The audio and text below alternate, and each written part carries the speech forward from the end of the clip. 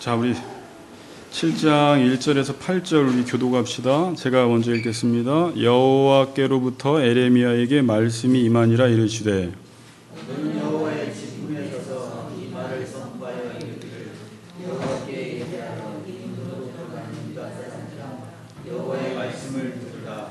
만군의 여호와 이스라엘의 하나님께서 이와 같이 말씀하시되 너희 길과 행위를 바르게 하라. 그리하면 내가 너희로 이곳에 살게 하리라. 너희는 이것이 여호와의 성전이라. 여호와의 성전이라.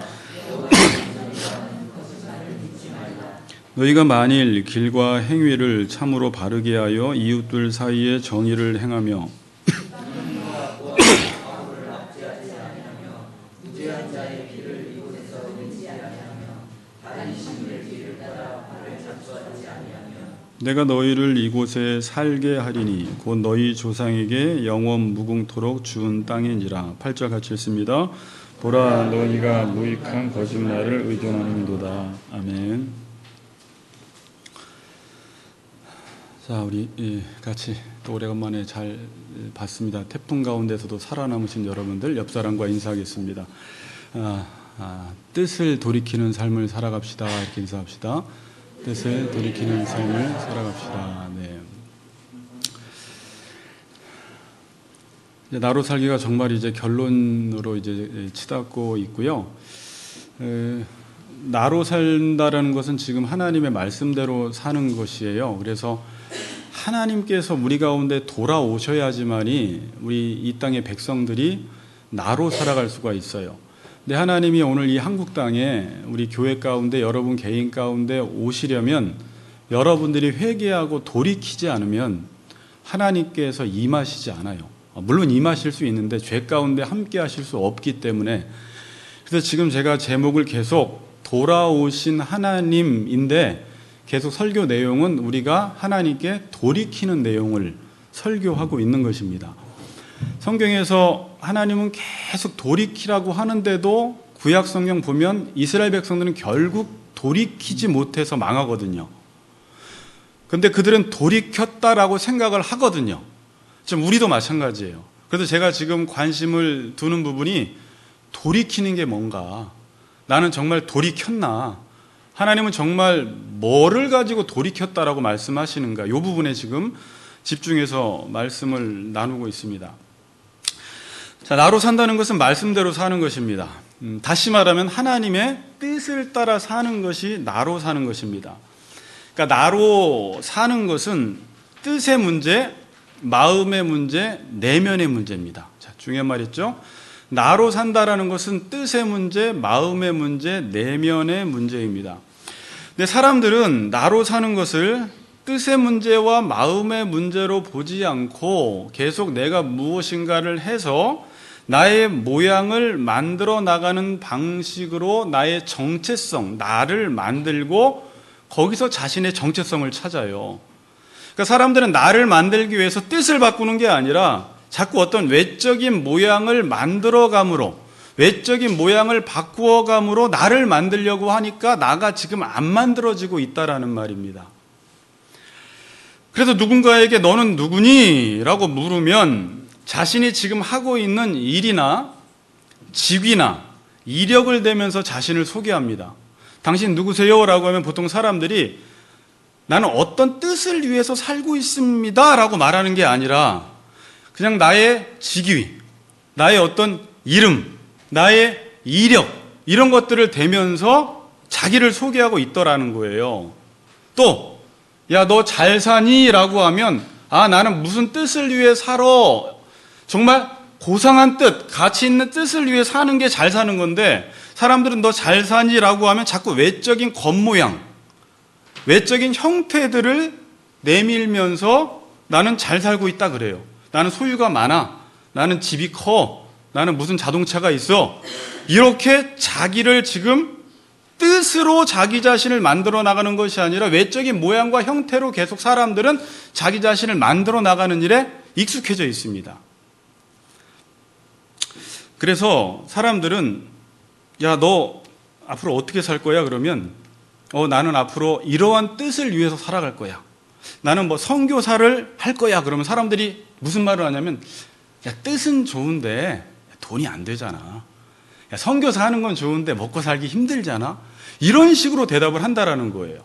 그러니까 그 사람이 뜻이 좋아도 잘 산다라고 인정을 안 해주는 거예요. 교회가 바른 뜻을 향해서 가도 결국 외적으로 성장하지 않으면 그 교회를 인정해주지 않는 거고, 한 사람도 바른 방향과 바른 뜻과 하나님이 원하시는 길로 가도 결국은 무엇인가 세상이 원하는 화려함이나 이력이나 스펙이나 겉모양이 있어야지 이 사람을 인정해 준다라는 거예요.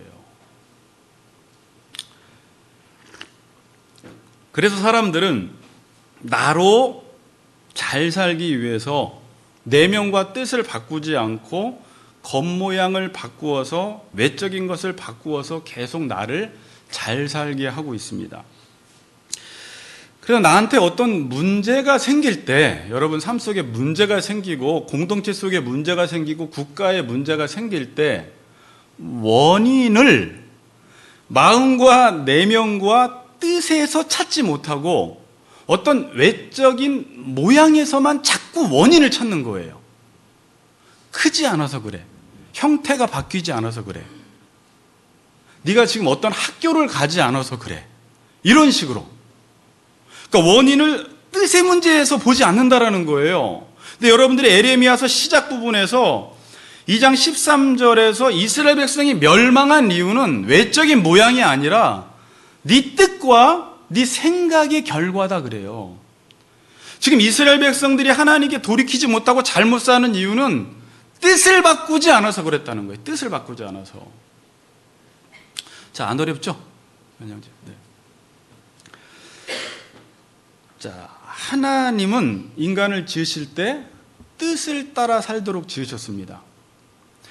그러니까 인간이 인간 되는 것은 하나님의 뜻을 따라 살아야지 인간이 인간 돼요. 그러니까 인간이 인간 되게 하는 게 뭐냐라는 것은 뜻이에요. 그래서 인간만 그 뜻을 따라 살아가도록 하나님의 형상대로 지어서 지정의를 주신 거예요. 지정의가 있어야지 하나님의 뜻을 따라 살아갈 수 있는 것입니다. 그래야지 인간으로 사는 거예요. 이게 조회예요. 뜻을 따라 살 때 영생, 생명, 조회, 내가 나로 사는 거예요. 인간이 동물과 다른 점은 생긴 건 비슷해도 하나님의 뜻을 따라 살아가기 때문에 인간이 존귀한 것입니다. 인간이 그래서 천하보다 귀한 거예요. 하나님의 형상대로 지음받았기 때문에. 자, 다시 말씀드립니다. 인간이 인간 되게 한 것은 뜻의 문제, 마음의 문제, 내면의 문제지 외형의 문제가 아닙니다. 자, 여러분, 하나님은 영이세요. 자, 이제 여러분들이 계속 하나님과 어떻게 하면 관계를 잘 맺을까를 생각을 해야 돼요. 하나님은 영이시라 우리는 원래 하나님을 알 수가 없어요. 존재 방식이 달라서. 오감으로 인식되지 않는 것은 우리는 내가 인식하지 못한다고 해서 안 믿어요. 없다고 해버려요. 근데 하나님은 영이세요. 그래서 영이신 하나님을 느낄 수 있도록 우리를 창조할 때 생기를 불어넣어서 영을 주신 거예요. 그래서 인간만 하나님을 인식할 수 있고 교제할 수가 있어요. 근데 인간이라고 해도 영이 죽은 사람들은 하나님을 인식하지 못합니다. 소경이 됐어요. 느끼질 못해요. 그러면 영과 영이 만난다라고 하는 게 잘 이해하셔야 돼요. 자, 영과 영이 만나는 걸 가리켜 성경에서는, 아니, 성경이 아니라 일반 신학에서 영성이라고 이야기를 해요. 뭐라고요? 영성. 그럼 여러분들이 야, 저 사람 참 영성이 좋다라고 하면 여러분들은 보통 영성을 어떤 개념으로 써요? 되게 신비스럽게 영성을 써요. 근데 성경에서 영성이 좋다라는 것은 하나님과의 관계가 좋다라는 말이에요. 영성이 좋다라는 말은 이 사람이 하나님의 뜻을 따라 살아간다라는 말이에요. 영과 영이 교제한다라는 말이에요. 그래서 요한복음에서는 이런 사람들을 가리켜 영의 사람, 육에 속한 사람과 반대되는 영의 사람이라고 이야기를 하고 위에서 난 사람이라고 이야기를 해요. 땅에서 난 사람과 대조시켜서 위에서 난 사람, 영의 사람, 하늘에 속한 사람이라고 이야기를 합니다. 그래서 이 하늘에 속한 사람들의 특징은 바른 땅에 딛고 살아가는데 하나님을 알고 하나님을 믿고 그분의 말씀을 듣고 그분의 말씀대로 살아가는 특징이 있어요. 그런데 하늘에 속하지 않은 사람들은, 영의 사람이 아닌 사람들은 죽었다 깨어나도 머리가 아무리 똑똑해도 하나님 없다고 하고 하나님 말씀 못 듣고 하나님 말씀대로 안 살아요. 하나님께 속한 자는 하나님의 말씀을 듣나니 하나님의 말씀을 듣지 않는 것 보니까 하나님께 속하지 않았다 이러는 거예요.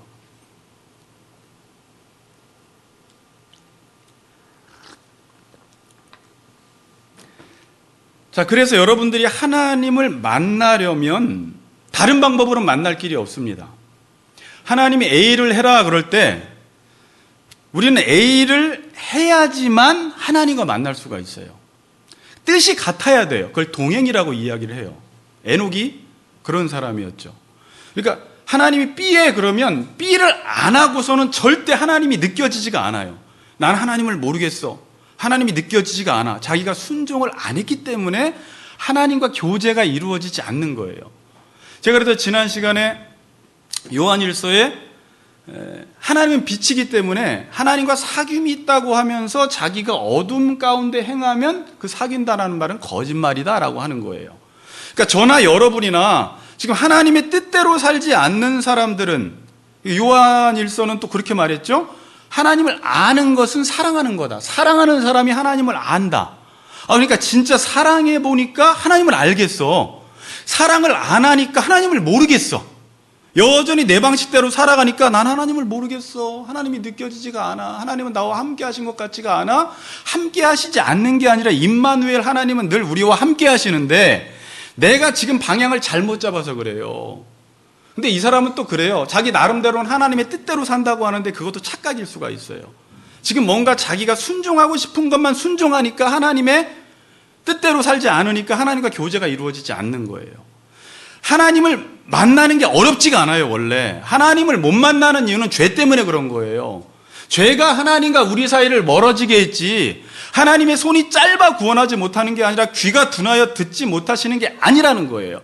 너와 하나님 사이가 멀어지게 한 건 네 죄밖에 없다라는 거예요. 죄가 하나님과 우리를 교제하지 못하게 하는 것입니다. 다른 방법으로는 하나님 만날 수 있는 길 없습니다. 여러분들이 앞으로 누군가가 유혹을 해도 기도 많이 한다고 하나님 만나지 못합니다. 알겠어요? 찬양만 많이 한다고 하나님 못 만나요. 하나님의 뜻을 따라 순종해야 돼요. 순종이 제사보다 나은 거예요. 지금 사무엘상 계속 순종으로 가요. 어떤 사람들은 하나님을 만나기 좋은 조건을 만들어 놓는다고 막 오르간을 쫙 깔아놓고 고풍스럽게 성전을 지어놓고 예배당을 지어놓고 거기에 무슨 성상들을 가져다 놓고 멋진 그림들을 가져다 놓으면 마치 들어갈 때부터 하나님이 거기 계신 것처럼 여러분들이 생각을 하지만 안 계세요. 하나님은 철저히 하나님의 뜻을 따라 살아갈 때 임마누엘 하나님으로 그 사람들 가운데 함께 하십니다. 아멘? 그것이 아무리 초라해도.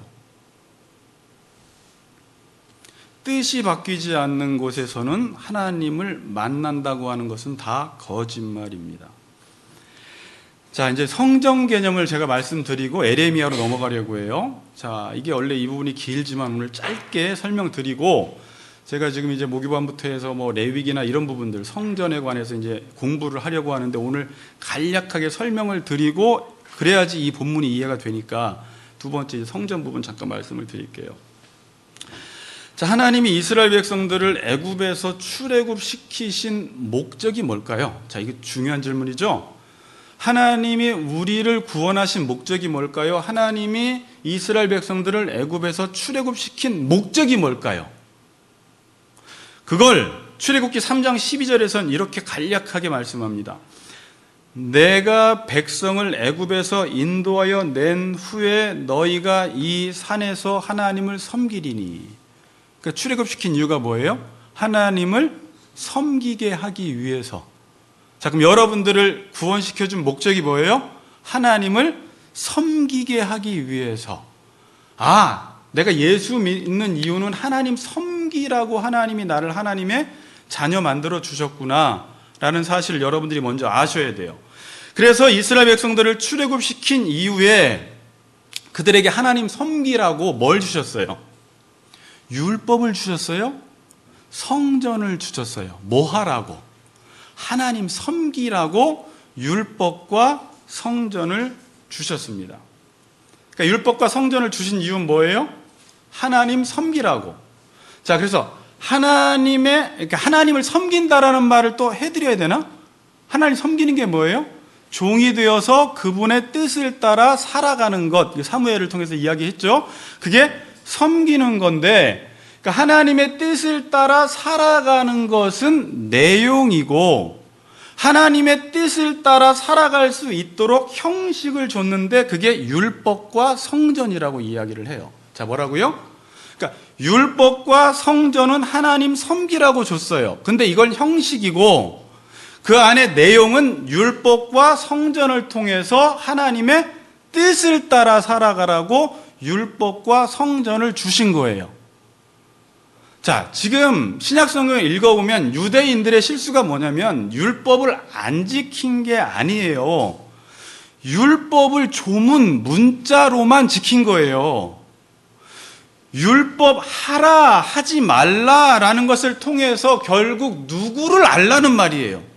하나님을 알아서 하나님을 섬기라고 율법을 줬는데 그냥 그 율법을 계명, 하라 하지 말라라는 계명을 지키면서도 계명을 통해서 하나님을 알지 못하고 그 계명의 근본 정신인 사랑을 하지 않으면서 문자에 매여서 자기 자신은 신앙생활을 잘한다고 생각했던 사람들이 바리새인들, 유대인들, 지금도 우리 시대에도 그런 사람들이 많아요.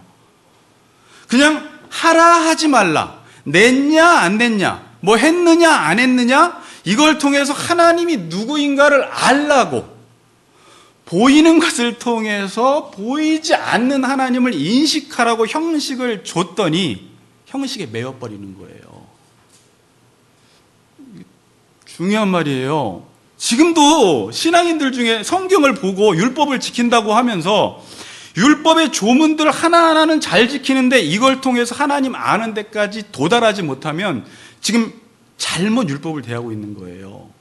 그래서 저는 율법을 가르칠 때 율법은 하나님과 상관없는 게 아니라 하나님의 본성의 법이다 이렇게 말하는 거예요. 하나님이 누군지를 글자, 율법으로 표현하신 거예요. 그러니까 우리는 율법을 보면서 하나님을 알아야지 율법 자체에 매여버리면 안 돼요. 율법주의로 가요. 제가 통계는 모르겠는데 진짜 7, 80%, 90%는 이렇게 신앙생활을 해요. 율법은 아는데 하나님은 몰라요. 율법은 지켰는데 사랑은 안 해요. 이런 식으로 간단 말이에요. 그러면 제가 아까 그랬죠. 하나님을 섬길 수 있도록 섬기는 방편으로 율법을 주시고 성전을 주셨으면 성전은 형식이라고 했죠. 그럼 성전에서 뭐 하라는 말이에요? 하나님을 섬기라는 말이라는, 하나님을 섬겨야 돼요. 하나님을 만나서 하나님의 뜻을 알고 그의 뜻을 따라 살아가야 되는 게 성전의 기능이에요. 자, 성막이라는 뜻은, 성막은 이제 이동식을 성막이라고 해요. 히브리어로 미시칸이라고 하는데, 미시칸, 이 뜻은 거주하다입니다. 거주하다. 자, 이제 이 단어가 신약 성경에 계속 나오기 때문에 그래요. 하나님께서 거주하시는 곳, 이게 성전이에요. 그래서 저는 여러분들에게 성전을 설명할 때 그냥 하나님이 계시는 곳 이렇게 설명을 했어요. 그러니까 성전이 뭐냐? 하나님이 계시는 곳이 성전입니다. 그럼 성전에서 하나님이 계신다면 어떤 성전에 이따가 설명드리겠지만 절차를 통해서 하나님을 만나는 곳이 성전이에요.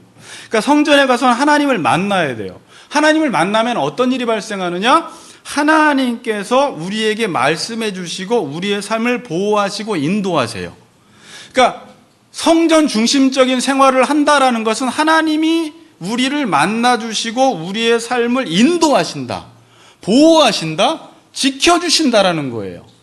그래서 이스라엘 백성들은 성전 중심으로 진을 쳤어요. 세 지파씩 동서남북으로. 그리고 행군할 때도 성전을 중심으로 해서 행군했어요. 언약궤를 앞세워서 하나님의 말씀을 따라가겠습니다라는 의미죠. 주님 말씀하시면 내가 나아가리다. 그런 개념으로 하나님께서 우리에게 성막, 성전을 주신 것입니다. 자, 성막은 인간이 고안하고 생각해내서 지은 것이 아닙니다. 인간이 창작해낸 것이 아니라 모세가 시내산에 올라갔을 때 하나님이 성막을 어떻게 지어야 할지 출애굽기서 뒷부분에 보면 아주 구체적으로 설명을 해 주십니다. 그러니까 성막은 인간이 창안해낸 게 아니에요. 이거예요. 하늘 성막을 본따서 땅의 성막을 만든 거예요. 그러니까 땅의 성막을 통해서 하늘을 이해하라는 거예요. 아시겠어요? 그러니까 이 성막을 통해서 하나님이 누구신지를 알라는 거예요. 근데 땅의 성막에 또 매어버리면 안 돼요. 모형이에요. 이건 모형, 그림자. 예전에 모델하우스라고 이야기했잖아요. 그래서 성경에 보니까 식양을 따라 지었다라는 말이 있어요. 출애굽기 26장 30절에 보니까 너는 산에서 보인 식양대로 성막을 세울지니라. 이 식양이라는 단어는 모양, 형태, 구조물이에요.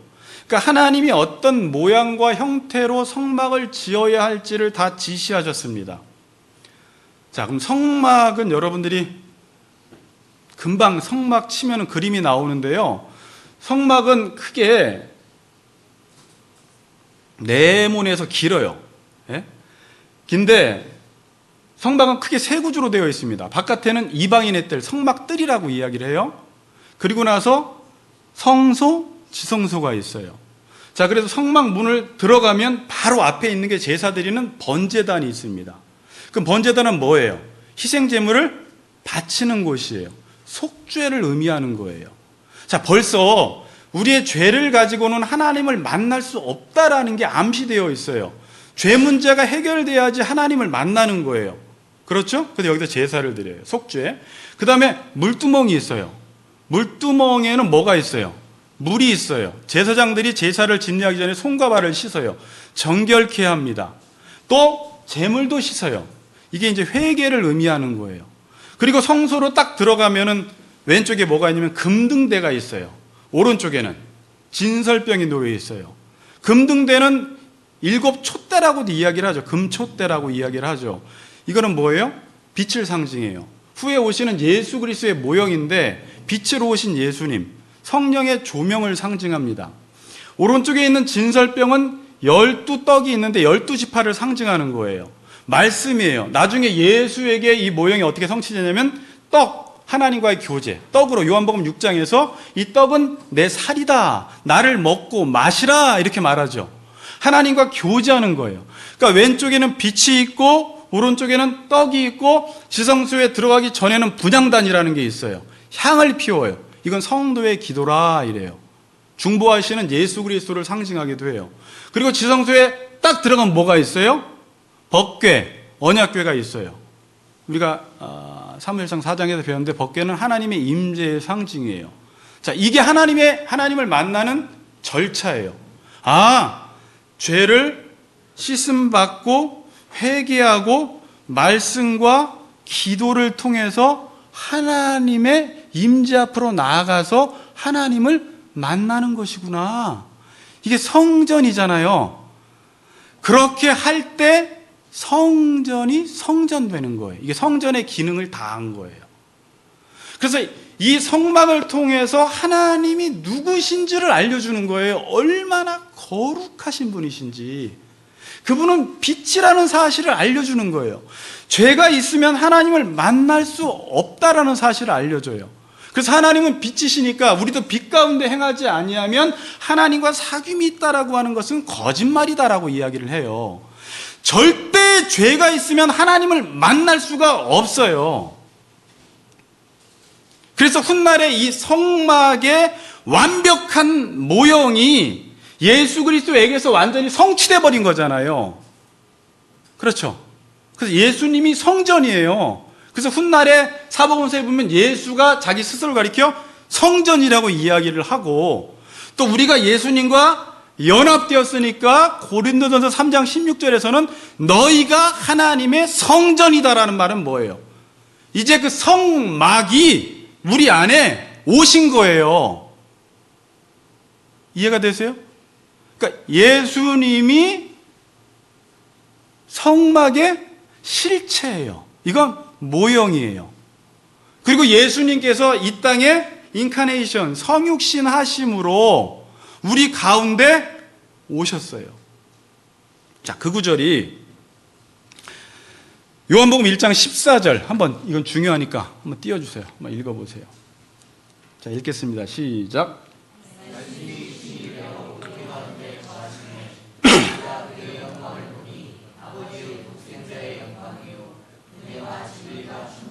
뭐라고 이야기합니까? 예수 그리스도의 성육신 사건으로 말미암아 성막이 우리 가운데 임한 거예요. 성막이 예수고 예수가 말씀으로 우리 가운데 임하셨어요. 말씀이 육신이 되어 우리 가운데 거하심에 우리가 그의 영광을 보니 아버지 독생자의 영광이요 은혜와 진리가 충만하더라.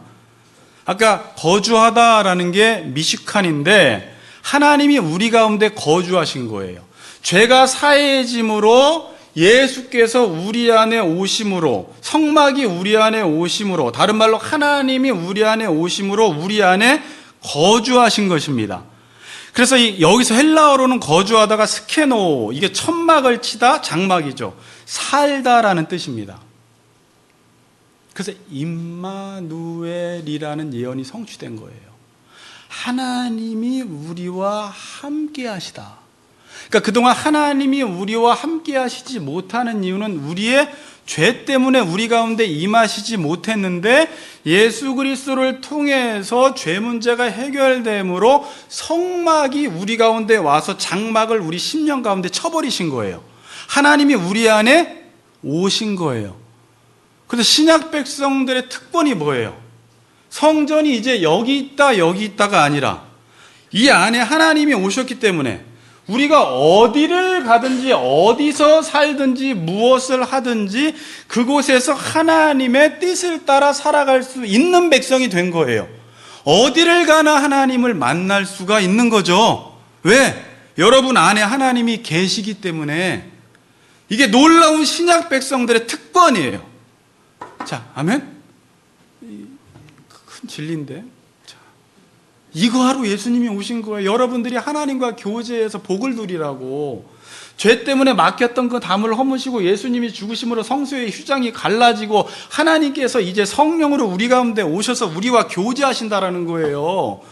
그런데 이 특권을 누리면서도 지금 신약시대 백성들이 이 개념이 이게 얼마나 좋은지도 모르고 여전히 죄 가운데 지냄으로 하나님과 교제할 수 있는 특권을 잃어버리고 살고 있어요, 지금. 그래서 지금 하나님이 우리 가운데 오시지 못하고 예배가 뭔가 장벽이 있고 막혀있다라는 거예요. 돌이켜야 되는데 돌이키는 게 뭔지를 모르니까 이 설명을 드리는 거예요.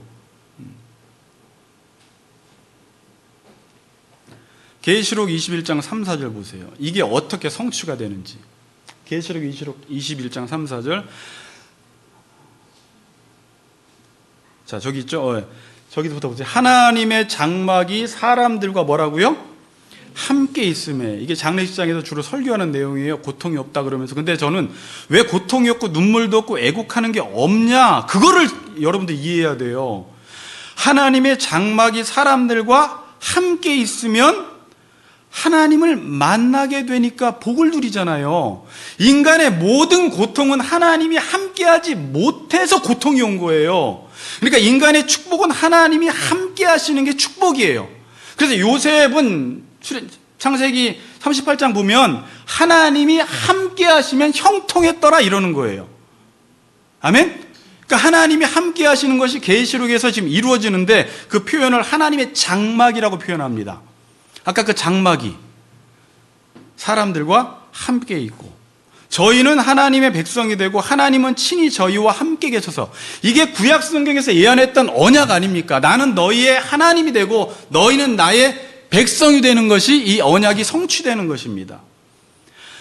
하나님은 친히 저희와 함께 계셔서 그러니까 하나님이 우리의 삶에 함께 계시니까 어떤 결과가 오더라? 모든 눈물을 그 눈에서 씻겨주심에 다시 사망이었고 애통하는 것이나 곡하는 것이나 아픈 것이 다시 있지 아니하리니 처음 것들이 다 지나갔음이로라 그래요. 그러니까 천국 가니까 눈물을 흘리지 않고 고통하는 거, 애곡하는 거 뭐 이런 게 단순히 없다라는 말보다 하나님이 함께 하시기 때문에 인간 세상에서 하나님이 함께 하실 때, 함께 하시지 않을 때 발생되는 모든 문제들이 제거된다라는 의미예요. 자, 그런데요, 이 이야기를 출애굽기에서 먼저 말씀하셨고, 예수님을 통해서 아까 요한복음 1장 14절에 성취가 되었고, 부분적으로 계시록에서 완전히 성취가 됐는데, 자, 출애굽기에서 뭐라고 말했는지 한번 들어봅시다. 29장 45절 46절. 내가 이스라엘 자손 중에 거하여 그들의 하나님이 되리니 그들은 내가 그들의 하나님 여호와로서 그들 중에 거하려고 그들을 애굽 땅에서 인도하여 낸 줄을 알리라. 나는 그들의 하나님 여호와니라. 뭐라고 말씀하십니까? 여호와로서 뭐라고요? 그들 중에 거하려고 그들을 애굽 땅에서 인도하여 냈다라고 해요. 그러니까 하나님이 이스라엘 백성들을 애굽 땅에서 인도해 내신 목적이 아까는 이스라엘 백성들이 하나님을 섬기라고 하는 것인데 여기서는 거꾸로 이스라엘 백성들이 하나님을 섬길 때 하나님이 이스라엘 백성들 안에 거하시기 위해서 이들을 출애굽시켰구나. 그래서 이 하나님 백성들에게 복을 주시기 위해서, 그리고 계시록 21장에 보니까 하나님의 장막이 사람들과 함께하는 이 하나님의 약속이 완전히 성취돼 버린 거예요. 자, 그렇게 어렵지 않죠? 이게 거한다라는 말이 좀 많이 나와요. 나의 안에 거하라. 여호와로서 그들 중에 거하려고. 말씀이 육신이 되어 우리 가운데 거하심에 우리가 그의 영광을 보니 아버지 독생자의 영광이요 은혜와 진리가 충만하더라. 하나님이 우리 가운데 거하시니까 그 안에 독사가 헬라어로 영광이에요. 하나님이 누구신지가 우리 가운데 현현 드러나고, 그렇죠? 하나님이 우리 가운데 오시니까 우리의 삶을 통해서 하나님이 누구신지가 드러나고, 하나님이 우리 가운데 오시니까 그 하나님의 은혜와 진리가 충만하더라. 이렇게 말씀하는 거예요. 자, 그러니까 성전이 뭐예요? 제가 이렇게 정리해 봤어요. 우리의 죄가 사해져서 말씀과 기도를 통해서 하나님과 교제하는 곳. 죄가 사해져서 말씀과 기도를 통해서 하나님과 교제하는 것. 그래서 사도 바울은 말씀과 기도가 아니면 거룩하여지지 않는다라고 말해요. 벌써 지성소 안에 성령의 조명, 빛, 말씀, 진설병, 분향단, 기도. 그래서 말씀과 기도를 통해서 하나님께 나아가요. 그 전에 성전 뜰에서는 우리의 죄가 사함받고 회개해서 그때부터 하나님의 말씀으로 기도로 교제함으로 늘 하나님의 임재 앞으로 나가서 하나님을 누리도록 하나님께서 우리에게 길을 열어주신 거예요. 이게 놀라운 우리에게 특권이에요. 아멘? 여러분들이 이제 이렇게 사셔야 돼요. 성전이 뭐라고요? 우리의 죄가 사해져서 말씀과 기도를 통해서 하나님과 교제하는 곳. 그러니까 성전은 하나님이 우리 안에 거주하시는 것입니다. 그래서 여러분들이 잘 아시는 구절, 고린도전서 3장 16절 띄워주세요. 너희가 하나님의 성전인 것과 하나님의 성령이 너희 안에 거하시는 것을 알지 못하느냐 그래요. 누구든지 하나님의 성전을 더럽히면 하나님이 그 사람을 멸시하리라. 하나님의 성전은 거룩하니 너희도 거룩하니라. 자, 무슨 말인지 알겠어요? 너희가 이제 성전이다. 왜? 하나님이 거하시는 곳이 성전이니까. 우리가 예수를 통해서 죄가 사해져서 말씀과 기도를 통해서 하나님을 만날 수 있으니까 우리가 성전이 된 거예요. 그럼 성전을 더럽히는 사람은 하나님이 멸시한다 그러면 교회 와서 청소하라는 말이 아니라, 성전을 더럽히는 것은 여러분들이 하나님의 뜻을 따라 살아가서 복을 받도록 창조했는데 여전히 예수 믿고도 자기가 하나님처럼 되어서 자기가 선악 판단해서 자신의 뜻을 따라 살아가는 그 사람이 성전을 더럽히는 사람이에요. 오늘 교회 수십 번을 나왔어도 여전히 내가 주인 되어서 내 생각대로 살아가는 사람들은 하나님의 성전을 더럽혀서 하나님이 그 사람을 멸시해 버린다는 거예요. 아시겠어요? 자, 그 얘기를 하는 거예요.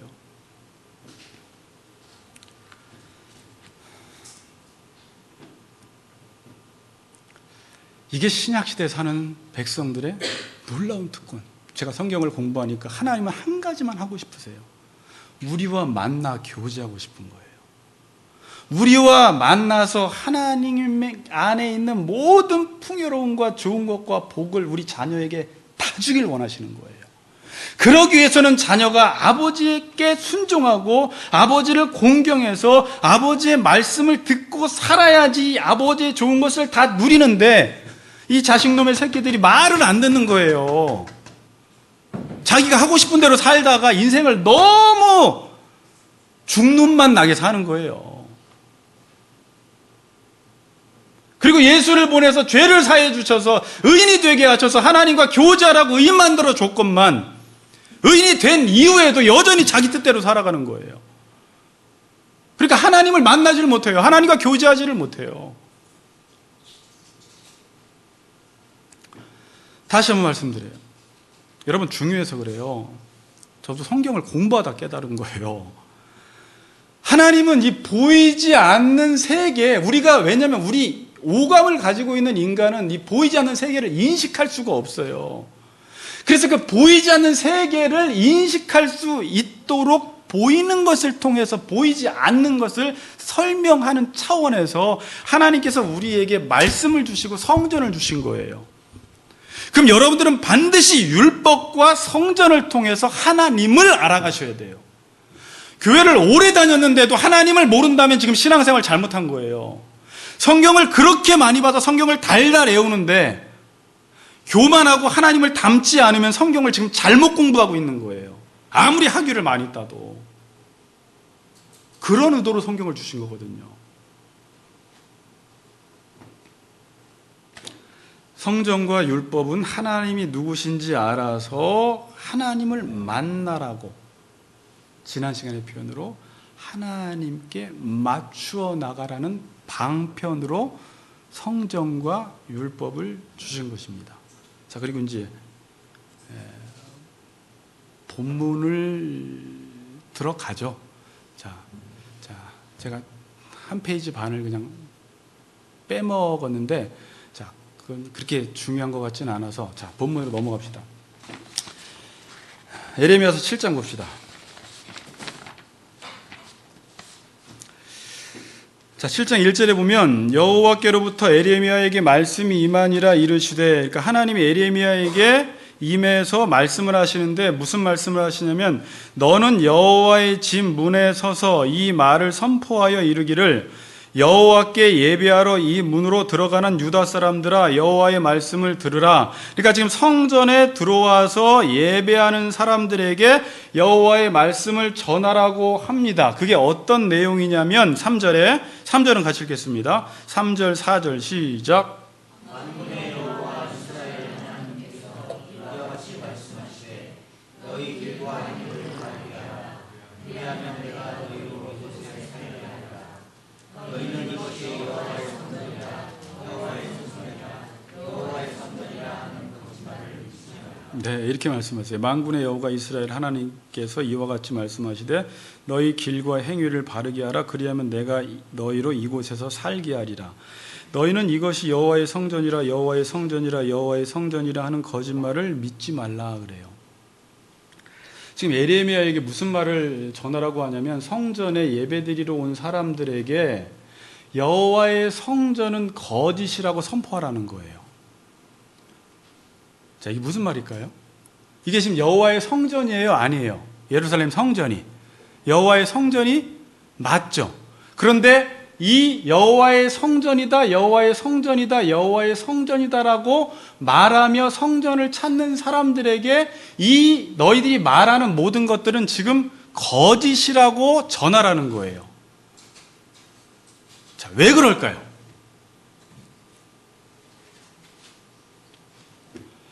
이 사람들은 성전에 들어가면서, 아까 성전에 들어갔으면 죄를 씻음받고 말씀과 기도를 통해서 하나님을 만나야 되는 게 성전의 목적인데, 이 사람들이 그냥 성전은 여호와께서 거하신다, 성전은 여호와께서 임하신다라는 이 사실을 믿었어요. 잘했어요.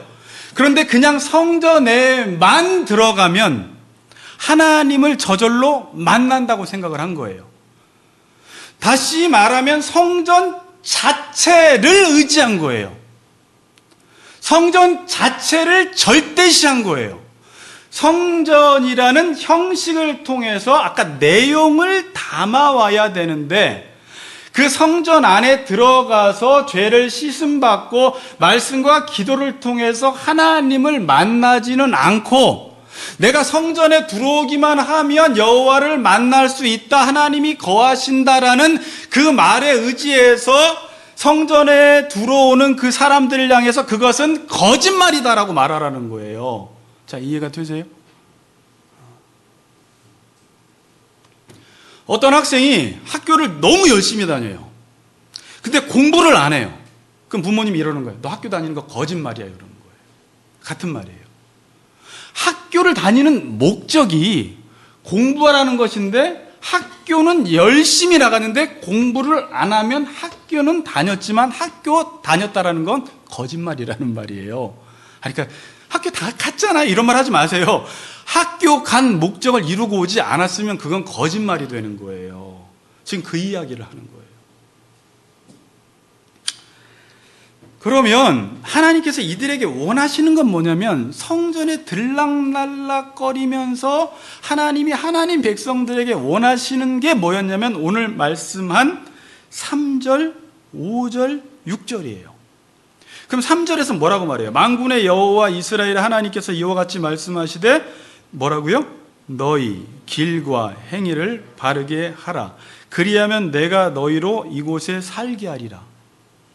근데 이 사람들은 성전에만 들어가고 알고 봤더니 삶은 바른 삶을 살지 않았어.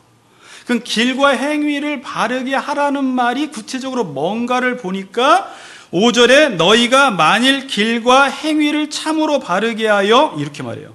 이웃들 사이에 정의를 행하며 이방인과 고아와 과부를 압제하지 아니하며 무죄한 자의 피를 이곳에서 흘리지 아니하면, 이 말은 뭐예요? 이 사람들은 성전에 들락날락거리기는 했지만 바른 길과 행위대로 살지 않고 이방인과 고아와 과부들을 압제했다라는 거예요. 그리고 나서 성전에만 들락날락거리는 거예요. 그러니까 너희들 그 성전에 들어가는 건 거짓말이야 라는 말을 지금 선포하라는 거예요. 마치 많은 사람들이 수십만 명이 교회에 들어오는데 그들의 삶이 세상에 나가서는 불의를 행하고 있어.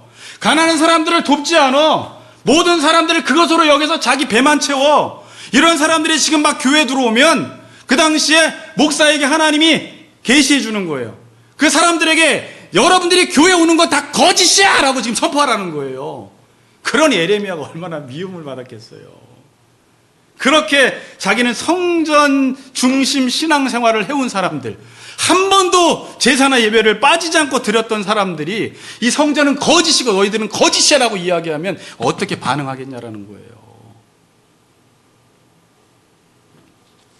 자, 여러분, 참 아이러니한데 이 사람들이 그렇게 성전을 들락날락거리며 제사를 드렸는데 삶이 변화되지 않았어요. 삶이 변화되지 않은 원인이 뭘까요?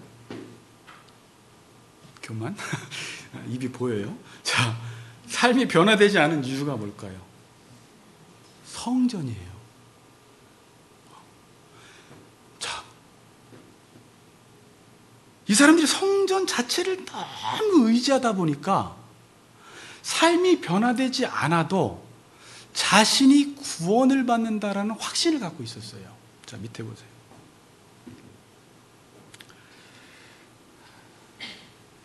일단 8절에 보시면 보라 너희가 이게 무익한 거짓말을 의존하는도다. 이 성전을 의존한 거예요. 그리고 그 밑에 보세요. 10절 보세요. 내 이름으로 일컬음을 받는 이 집에 들어와서 내 앞에 서서 말하기를 뭐라고요? 우리가 구원을 얻었나이다라는 착각 속의 신앙생활을 하는 거예요. 그러니까 이 사람들이 삶이 변화되지 않은 이유는 너무 교회를 열심히 나갔기 때문에 그래요. 교회를 열심히 나가면서 사회에서 불의를 행했어요.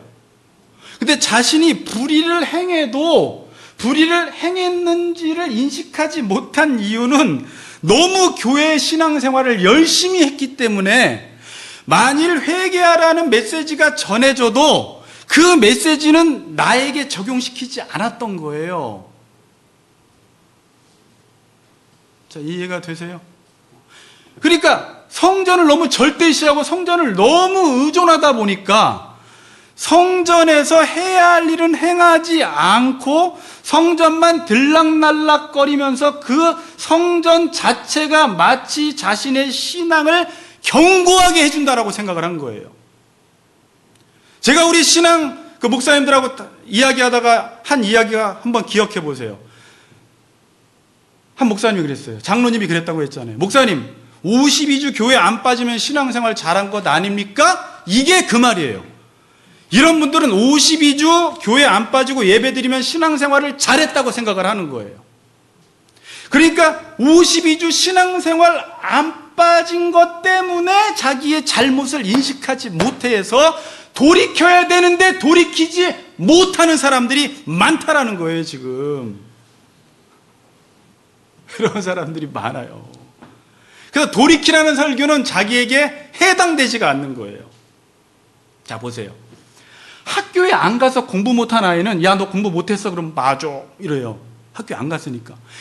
근데 학교를 너무 열심히 야간 자력수까지 했는데 공부 못한 아이는 너 공부 못했어? 그러면 그걸 인정을 못하는 거예요.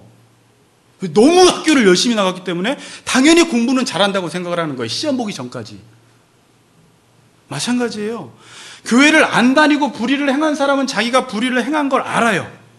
그런데 교회를 너무 열심히 다녀서 직분도 맡고 뭐 구역예배도 드리고 한 번도 안 빠지고 성경 공부 다 나가고 이런 사람들은 나가서 약간 잘못 살면 내가 이렇게 구역예배도 드리고 성경 공부도 하고 예배도 안 빠졌기 때문에 약간 잘못 산 거를 몰라. 그래서 자기의 모습을 보지 못해. 그 마치 에레미야가 이렇게 설교할 것 같아. 그러려면 성전 다니지 마. 그게 너의 어떤 신앙의 견고함이라고 그 근간 위에 네 신앙을 세웠다면 그럴 바엔 성전에 안 가는 게 낫고 교회 안 가는 게 나아. 그리고 하나님의 말씀이 전해졌을 때 그 말씀 앞에 너의 모습을 바르게 인식하는 게 훨씬 좋다라는 말이에요. 그러니까 목사님이 오늘 또 교회 가지 말라는 말이 아니죠. 그게 내 신앙을 견고하게 해준다라고 생각하는 그 생각이 고착화되었다라는 말이에요. 이게 미묘하잖아요. 인간이 얼마나 교묘하면 설교를 이렇게 돌려서 해야 돼요. 겉과 속이 다르니까 이렇게 설교를 해야 되는 거예요, 지금. 왜냐하면 인간은 끊임없이 자기를 정동하기 때문에 다 자기는 잘했다는 거예요. 나는 바른 길과 행위를 가고 있다는 거예요. 근데 하나님은 전혀 그렇게 생각을 안 해요. 그러니까 성전에 열심을 내면 낼수록 돌이키지를 못하니까 자기들은 절대 바벨론 포로에 끌려간다는 생각을 하질 않아요. 하나님이 가차없이 성전을 파괴시켜버리는 거예요. 와, 이게 뭐야 이제 이러는 거예요. 한국교회가 하나님이 돌이키라고 계속 선지자들을 보내고 강단에서 메시지를 전했는데 백성들이 돌이키지 않으면 치세요. 북한을 통해 치든지. 설마 우리 이러죠. 어제 태풍이 잠깐 일어나도 막 썰렁하던데 만약에 난 전쟁이 일어나면 어떨까를 생각을 했어요. 하나님이 지금 그래서 몽둥이를 들고 계시는 것일 수도 있어요. 정신 차리라고. 그런데 정신을 못 차립니다, 여러분. 망할 때까지.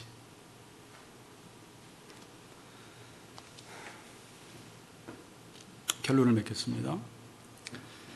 사람들은 나를, 서론으로 돌아가요.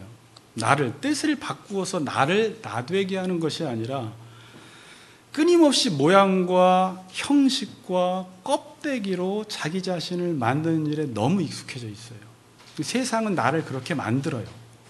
그러면 기독교 신앙을 가졌으면 이제는 그분의 뜻을 따라 살아야 하는데 기독교 신앙을 가진 이후에도 끊임없이 나는 어떤 교회 다녀, 나의 껍데기, 나의 직분, 나의 연수, 나는 성경 공부했어, 껍데기를 자랑하고 뜻은 돌이키지 않으면서 신앙생활을 하는 거예요. 그래서 예수님이 산상설교 결론에 결국은 이 얘기를 하시는 거예요. 주여 주여 하는 자마다 천국에 들어가는 게 아니라 그리스도인은 뜻을 돌이켜야지 그리스도인이지. 많은 권능 행하고 귀신 쫓아내고 수많은 병자들을 고쳐도 뜻이 바뀌지 않으면 그리스도인 아니라는 거예요. 뜻 바꾸라는 거예요. 그래서 근데 세상은 계속 모양과 형식과 껍데기로 나를 나되게 하니까 예수를 믿고도 그런 방식으로 나를 만들려고 하는 거예요. 뜻을 안 바꾸고. 그러니까 내면이 바뀌지 않아요. 그리스도인이 돼서도 마음의 할례를 받지 않는 거예요. 산상설교 전체는 너희들 내면을 바꾸라는 얘기예요. 겉으로 간음 안 했다고 간음 안 한 게 아니라 마음이 음란한 걸 품으면 간음한 거야. 내면의 문제를 다루고 있는 거예요. 의의 문제도. 그 부분에 신경을 안 쓰면 안 돼요. 몇 가지 뭐 내가 좋은 일 했다, 그것 때문에 의인이야, 이렇게 하나님 이야기 안 해주세요. 겉만 바뀌면 자신의 내면까지 바뀐다고 생각을 하는 것입니다. 하나님이 우리에게 원하시는 건 뭐예요? 결국 그리스도인들에게 원하시는 건 너희들 나를 섬겨서 내가 네 안에 거하면 그리스도인들은 이 하나님이 누구신지를 알게 되어서 길과 행위를 바르게 살아가게 되어 있다라는 거예요. 하나님이 고아와 과부와 이방인들을 사랑하듯이 하나님 율법 자체가 사랑이기 때문에 그들을 사랑할 수밖에 없다라는 거예요. 만일 하나님이 너희 안에 거하신다면, 거하시지 않았으니까 그렇게 살아가는 것이지, 만일 우리가 제대로 된 예배를 드려서 하나님이 성전 삼아 우리 안에 들어오시면 그렇게 정의를 행하는, 미슈파트, 정의와 공의를 행하는 하나님의 사람이 된다라는 거예요. 그래서 성경은 주제가 이제 정의와 공의로 가요. 율법이 정의거든요. 정의를 행하라는 거예요. 정의가 뭐냐 보니까 뭔가 큰 게 아니야. 이웃사랑하라는 거야. 가난한 자 돌봐주라는 거야. 먹는 것 없는 사람 챙겨주라는 거예요. 힘든 사람들 짐 져주라는 거예요. 그게 하나님이라는 거예요. 그게 하나님 백성들의 특징이라는 거예요. 참 문제는 뭐냐면 잘못된 기반 위에 자신의 신앙을 세우고 형식 위에 자기는 구원받았다라고 착각을 하고 있는데, 이 당시에 거짓 선지자들이 나타나서 당신들 괜찮아요, 평안해요라고 한마디 딱 해주니까 안정감을 딱 찾아버렸어요. 만약 여기 있는 분들이 다 그렇게 신앙생활했는데 이 강단에서 여러분들은 평안하십시오, 여러분들은 이렇게 신앙생활하는 거 잘하는 것입니다 라고 하면 만사오케이 이제 이러는 거죠. 그리고 나서 누군가 강사가 와서, 저 같은 강사가 예를 들어서 와서 돌이키세요라고 한마디 하면 그건 우리에게 해당되지 않는데, 그 권사님 들었어야 되는데, 그 권사님 요즘 교회를 안 나와서 말썽이야, 이런 생각을 하는 거예요. 얼마나 무서운지 몰라요, 여러분.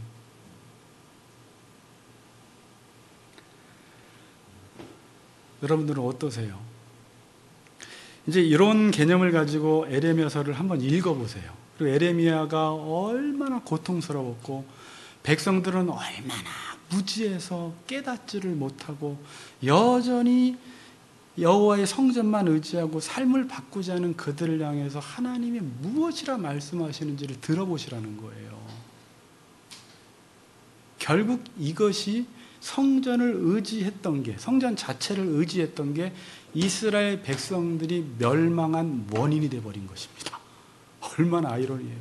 설마 한국교회가 이렇게 큰데, 여기도 순복음교회가 이렇게 크고 우리나라에 대형교회가 다 있는데 설마 우리나라가 망하겠어? 이런 거랑 똑같아요. 교인이 1000만인데 우리나라가 망하겠어? 이러는, 그걸 붙드는 거예요. 교인 1000만이 어떤 뜻을 위해 사느냐는 보지 않고. 자, 오늘 제가 이 설교 왜 했습니까? 하나님이 돌아오시기 위해서 뜻을 돌이켜야 되는데, 여러분들 뜻을 돌이킨다라는 게 무엇인지 잘 깨닫고 뜻 돌이키셔서 날마다 여러분들의 삶 속에서 여러분들 안에 하나님이 임하심으로 하나님과 교제하시고 하나님과 만나시고 그 안에서 하나님의 뜻을 따라 살아가는 우리 같이 걷는 교회 성도님들 되시기를 주의 이름으로 축복합니다. 아멘.